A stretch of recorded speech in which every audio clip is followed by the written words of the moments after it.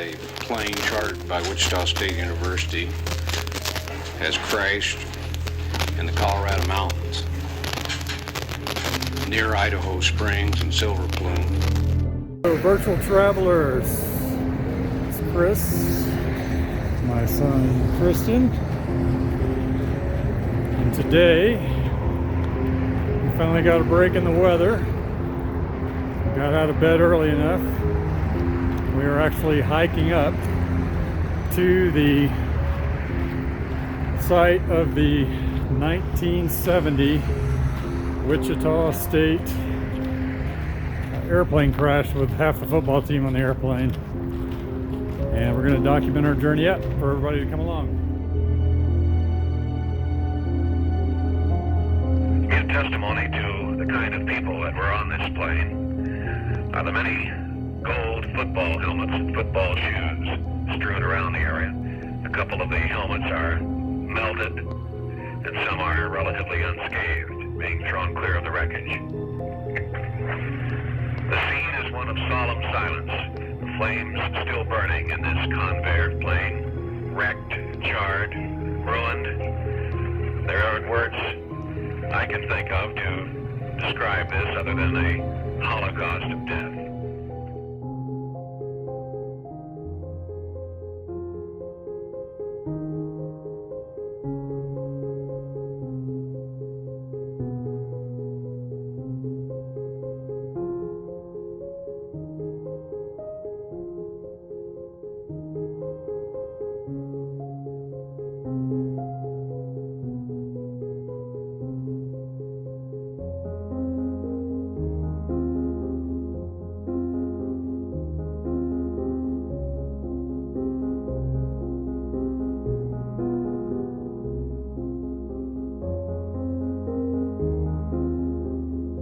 As you guys can see, like so many airplane crashes, the majority are pilot error. And unfortunately, on October 2nd, 1970, the two pilots of the plane flying the Wichita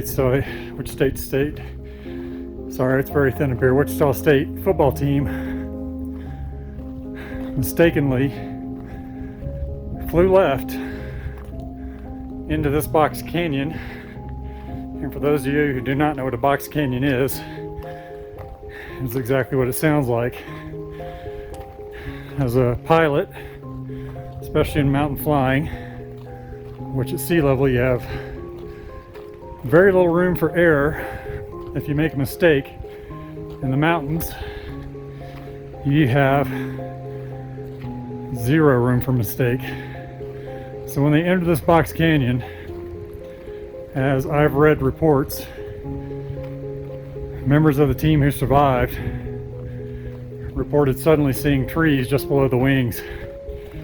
And the issue with the box canyon is, when you've committed to it as a pilot and you fly into it, your airplane does not have the room nor the ability to gain enough altitude to fly above the end of the mountain in front of you, or the room to return along the flight path that you entered coming into it.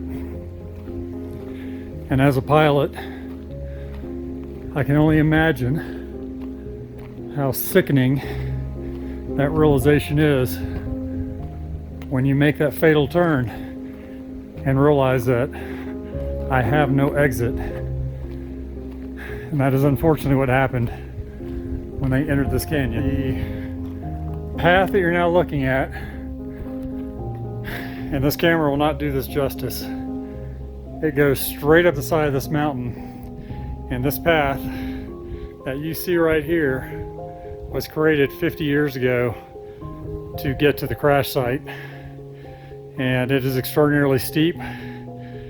It's going to take a lot out of me to get to the top of this because it's about another 600 yards or so, but I will do my best. There's Tristan working his way up the very steep and rocky incline of this man-made path up to the crash site. And I cannot tell you, this is probably a 50-degree angle At least if I were skiing down this in the wintertime, it'd be a really dark blue or black run just from the steepness. We'll continue to push on. All right, guys, you can see what we're going up. It is extraordinarily steep. As I said earlier, we're making our way up from where we parked to the site of the crash is about a mile, and according to my new GPS watch, we're about halfway there. And as you can see, our trail just continues to go higher. Taking a break. Very steep.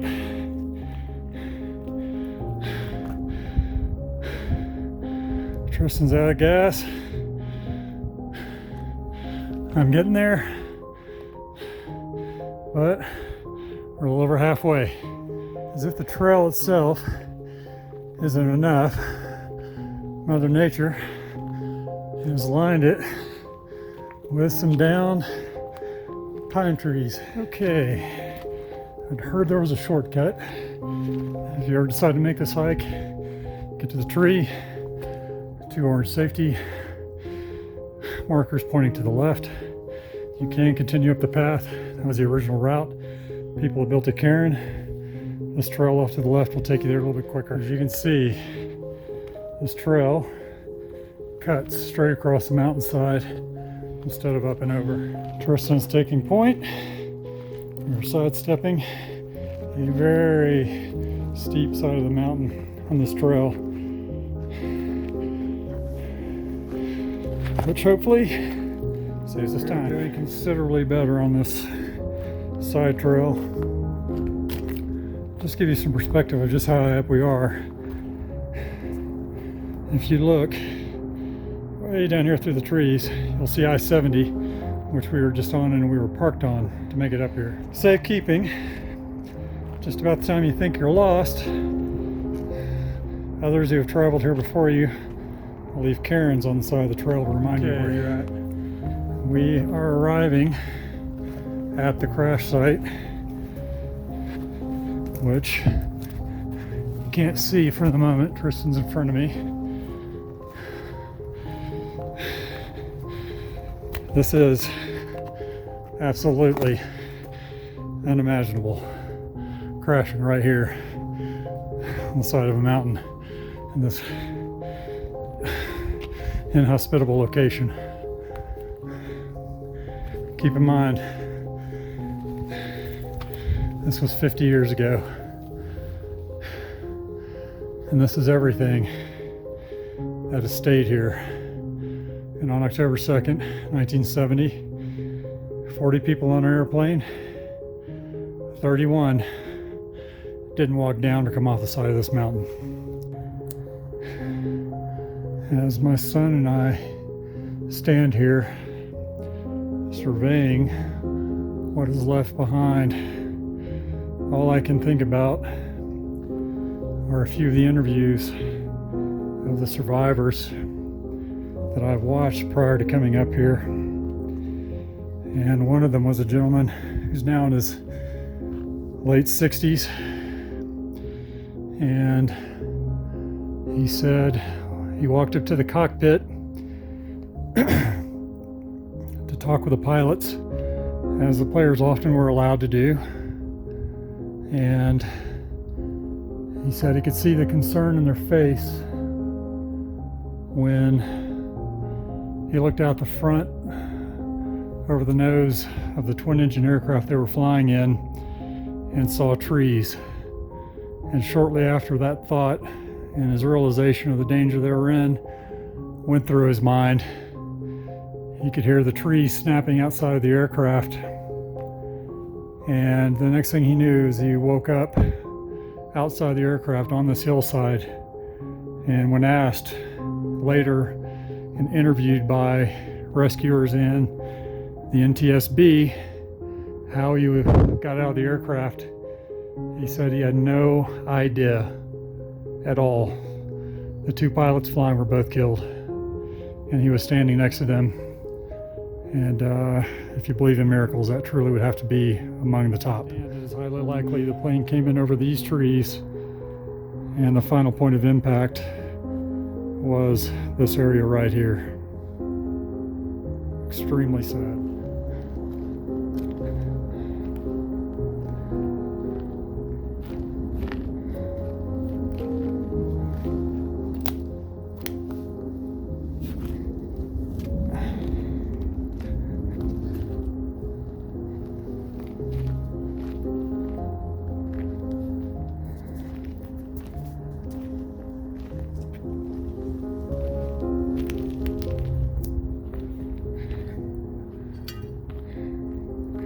It's absolutely amazing. After 50 years of weather, 50 years of sun, 50 years of rain, every weather condition you can imagine on the side of this mountain here in Colorado.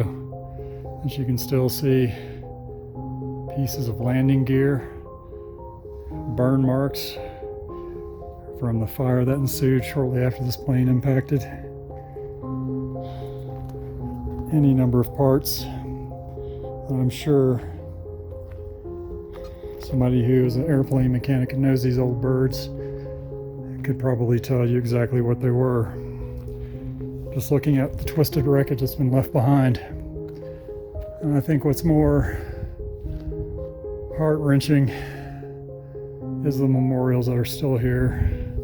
There's a Wichita State hat. There's a wreath on the tree for number 78.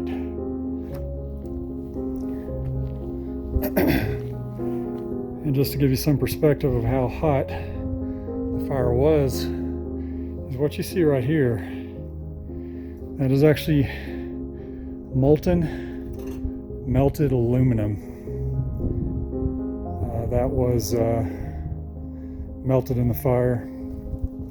And you can see the mementos that have been left behind. And I'm going to very gently turn this around.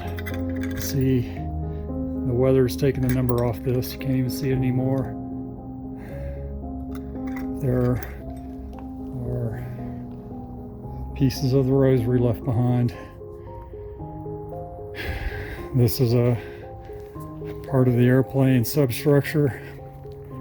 Highly likely, just looking at it, it is probably the left landing gear underneath the left wing, which is what you see remaining. This was a twin engine.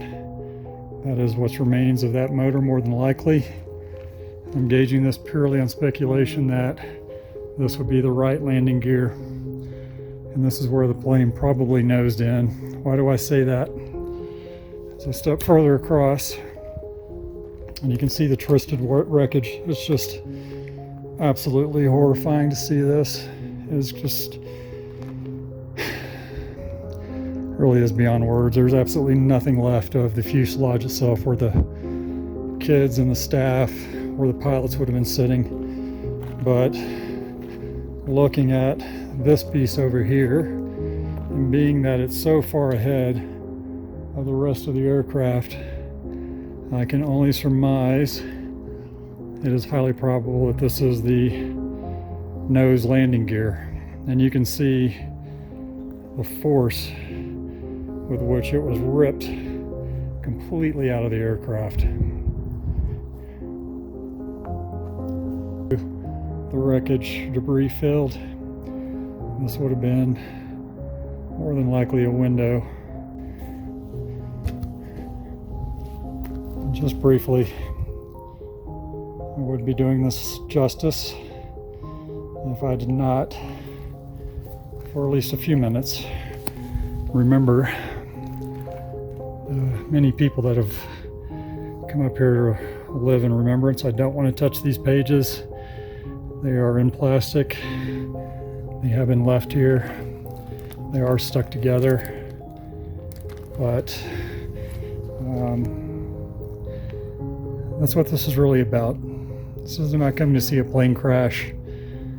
This is about remembering the folks, the kids, coaches, staff, airplane crew who, as I said earlier, didn't walk down off this hill or rescued from this hillside when this happened.